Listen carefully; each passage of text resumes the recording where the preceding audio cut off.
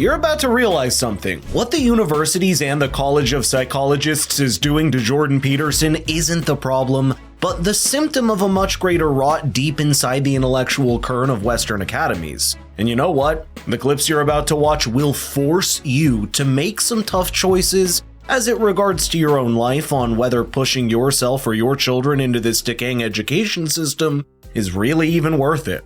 There's a lot we need to talk about here, but watch this clip before we get into it. I have 10 lawsuits against me out right now from the College of Psychologists because they've allowed anyone to complain about me anywhere in the world for any reason and have the choice to follow that up with an investigation, which is a punishment in and of itself, and are doing so. And then I've been tortured nearly to death multiple times by bad actors on the left. Now, I've had my fair share of radical right-wingers being unhappy with what I've said, but personally, that's been the left the whole time. Not only me, but my family put my family at risk in a big way and constantly, like not once or twice, because many people get canceled once or twice, but I've been canceled like 40 times. And I know like 200 people now who've been canceled. And I can tell you without doubt that it is one of the worst experiences of their life. And that's if it only happens once. And they're not just threatened a little bit, they're threatened a lot. And that threat made it impossible for me to continue in my profession the way I was. And it cost me my clinical practice too. And that's not over yet. I've seen large institutions fall apart because they make a fatal error. I think universities are making 7 fatal errors. Top-heavy administration that keeps growing, okay? Increase in the number of part-time, untenured faculty members who have no administrative or academic power, okay. Massively increasing. Insane increases in tuition combined with indentured servitude for students, right? You get a student loan, you can't declare bankruptcy. Now, so that means that the burgeoning administration has learned how to pick the pockets of the young people's future earnings. They entice them into university and offer them extended adolescence with no responsibility, and the price they garner from them is to garnish their future earnings. Crooked game. Ethics committees, absolute catastrophe. The dominance of this weird, nonsensical alliance between the postmodern types and the neo-Marxist types, which makes no sense philosophically given the postmodernist stated what would you call it, skepticism for meta-narratives. Why the hell they've aligned themselves with the Marxists is beyond me, except that I think postmodernism is just a shell game for Marxism. That's another fatal error. The gerrymandering of the grade system. So I think I got 6 there. All of those, they're not good. They're fatal, I think, all of them. And so I think that, I don't know what's going to happen to the university system over the next 20 years, but I'm certainly not optimistic about it. You know what's crazy? Jordan Peterson's teaching career at university practically ended in 2018, and his clinical practice was all shut down by the 2020 after he fell ill. And yet, it was by the time that Jordan Peterson had broken out of the fold that the College of Psychologists had decided to then come after him, and that too primarily for his social media conduct, but that's not all. Because what happens when you combine someone with an international persona and open them up to allegations from around the world for things like hurting the image of the field? Well, you end up with people that have an ideological axe to grind with Jordan Peterson, hurling allegations at him, even if they had never met or known him. Believe it or not, the complaints literally range from Jordan's online posts against the climate change agenda to critiquing the idea of gender transitioning on Twitter. Do you see the massive dent it creates in the reputation of academia, and even more so in the College of Psychologists, that seems to have found no breach of conduct that couldn't simply be justified by Jordan Peterson's right to free speech? And that's how you end up with the 10 lawsuits, which looks ominous on its face, but is empty once you scratch the surface. Anyone that understands how these lawsuits drag out for years knows that too often the process is the punishment. If you don't believe me, ask Jordan Peterson himself, who's had to lose the fight against the Canadian legal system, against having to undergo social media re-education, which sounds just as tyrannical as the memories that the word re-education brings up from history. And since Jordan is clearly not holding himself back from expressing his opinions online, that means we'll likely see even more ways that the College of Psychologists tried to rein in their former star member. This is a big problem we just discussed, and I've got this little solution. And so if the conservatives are so concerned about the liberal media, why the hell don't they go out and build their own media empire? It's like, well, if I'm concerned about the education system, then why don't I try to generate an alternative to it? You're doing it. Yeah, I'm trying to. I mean, the probability that it will succeed is like zero, because it's an impossible task. But we're trying to build a platform that would help people use their online time more productively and keep track of it. So imagine that everything that you taught yourself on YouTube could be accredited, and you could be rewarded for that across time, and maybe guided through it, so that you could track your educational progress through along a whole wide range of potential learning opportunities. We'd like to build an online portal that would make your use of your online time much more productive and engaging. What should children and young adults be taught and not taught from kindergarten through high school? My answer to that is quite straightforward. They should be taught to read and write and speak skillfully and gracefully, and that should be done with a minimum of political bias. If you agree with that sentiment, however imperfect you might find it, then you need to realize that it is not in the least the guiding principle of the current public education system. The people who are teaching your children no longer believe, for example, that children can be taught without political bias. They also believe that their particular political viewpoints are so self-evidently and finally correct that it is proper and just to concentrate on inculcating them into children as early as kindergarten, regardless of what their parents or anyone else might want. I do not believe that this is a goal shared by even a majority of teachers, and many have written to me indicating their dissatisfaction. But a small, noisy, domineering, victimhood-claiming coterie of radically left-wing thinkers have commandeered the controls and are steering the ship where they want it to go, screaming bloody murder if anyone dares to question, or worse, oppose. So my objection to the indoctrination of children by the state and city has nothing specifically to do with the dislike of the opinions of those who occupy what is, after all, half of the political spectrum.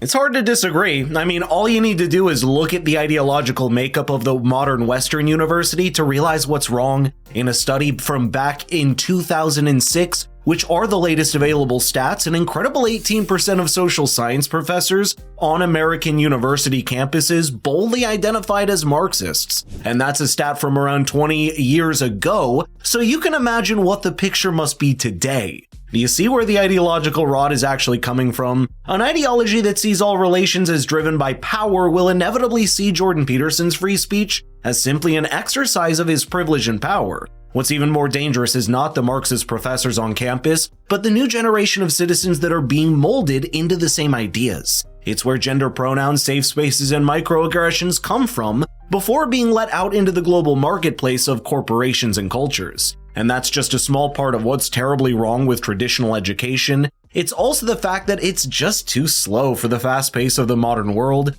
Considering how fast technology is moving, a lot of students and fields just don't benefit from confining themselves to the four walls of a university setting when the world outside is changing every few months. A child studying computer programming or graphic design last year is suddenly left with diminishing utility for himself in the market as AI evolves, and if new social scientists and psychologists coming from these universities are going to be indoctrinated into the same resentful and power-based ideologies, that's probably not encouraging for the kind of people that modern education will produce. For people like Jordan Peterson, the internet is still the last refuge for free speech. Even though it is largely beholden to big tech, right now his online university called the Peterson Academy is still in the works. The fact that such views are a necessary part of balanced public debate by no means justifies transforming public education into a system of indoctrination, and that is exactly what has happened. It has to stop, and it has to stop now. Many people have already discussed with me their intent to pull their children out of the public education system because of this transformation. But that is not the proper solution. The system belongs, after all, to the parents and children who use it, and it is not right that any faction bends its function to their own use. So, I'm going to recommend something radical.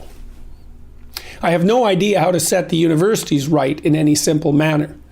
As some of you know, I've started working on an online humanities university, but that is a major project, unlikely to bear fruit until years in the future. The humanities, as they stand, broadly speaking, geography, history, languages and literature, gender studies, cultural studies, as well as many of the social and applied sciences, anthropology, sociology, social work, as well as law and the faculties of education most specifically, are occupied by radical left neo-Marxists who will stay in their positions for decades into the future.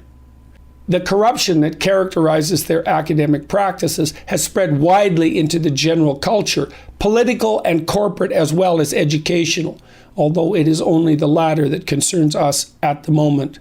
I think the only real hope of forestalling further deterioration of the sort that would require, for example, large-scale exodus from the public school system, which I think is inevitable if present trends continue, is for the users of such systems, school children and young adults and their parents, to put a stop to its politicization. Unfortunately, I don't think we'll see such coordinated effort against the education system on behalf of students or parents, and there's one key reason for that. The ideas that are coming out of the system require a lot of thinking and introspection to refute, simply because of how nice they sound on the surface. How does a student argue against ideas like compassion, equity, diversity, and inclusion? That's made harder by the fact that too often the students, as the end product of the education system themselves, don't have a seismic mindset shift so quickly. The school, college, and university system works in tandem to take a child and mold him into an avatar of whatever ideology reigns supreme at its top ranks. And of all the people, I believe Jordan Peterson would know how it's nearly impossible to be the odd one out and have the courage to say something different.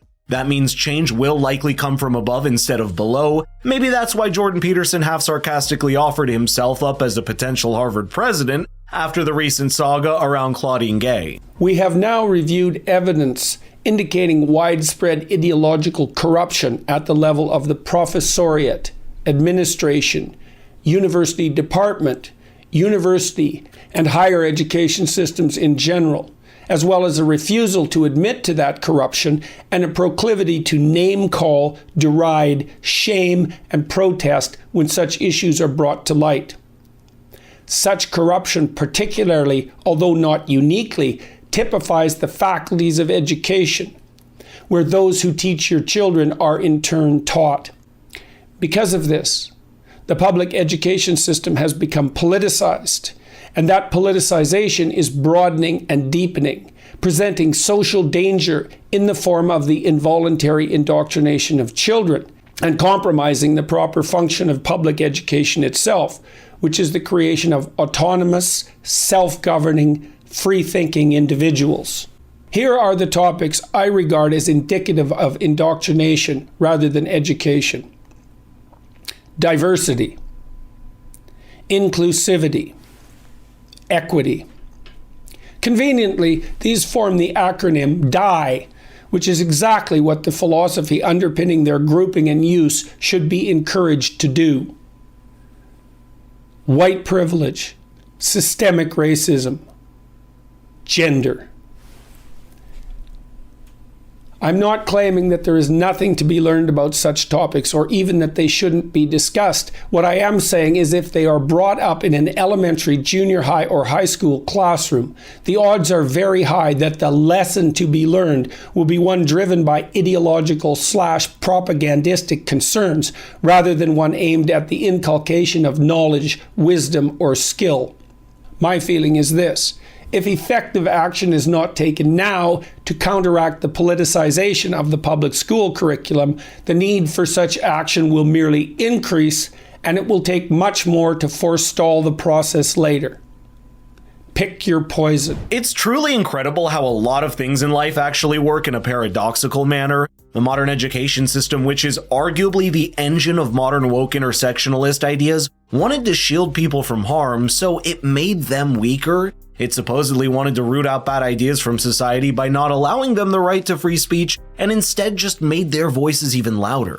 It wanted to create equality for races and genders, and instead ended up with the same discrimination in a different direction. But for anyone like Jordan Peterson who knew what this approach leads to, leaving it all to the free marketplace of ideas was always the only option. Perhaps we are now realizing that he was right and that the education system's job should really just be limited to imparting useful education instead of trying to take the steering wheel of where to take the minds of the next generation.